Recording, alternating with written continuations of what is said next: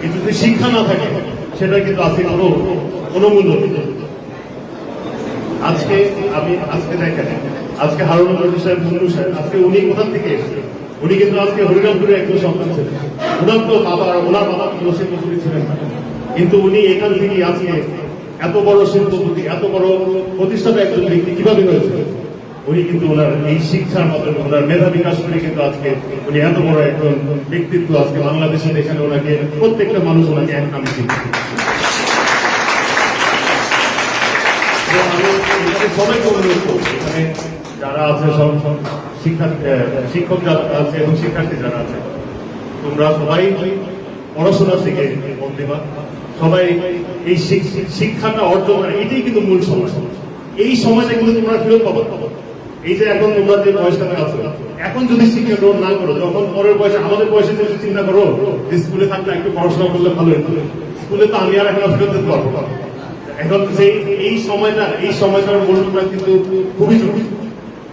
আর তোমাদের শিক্ষক যারা আজকে যে আমার কাছে এখানে, আমি কিন্তু শিক্ষকদের একটু অনেক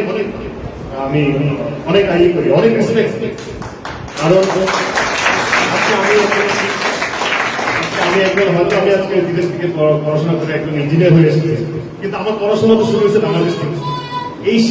এই শিক্ষকরাই তো আমাকে আজকে এবিসিডি সরে শেখানোর কারণেই কিন্তু আজকে আমি একজন ইঞ্জিনিয়ার হতে পারছি।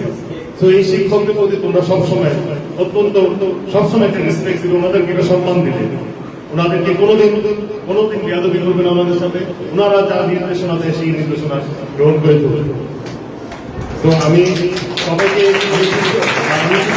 অনুরোধ করবো, যারা এই আজকে বাংলাদেশের ভবিষ্যৎ যারা আজকে এই শৈশব থেকে আপনারা সুন্দর পড়াশোনা করাবেন, তাদেরকে ওদের ভবিষ্যৎটা নেই।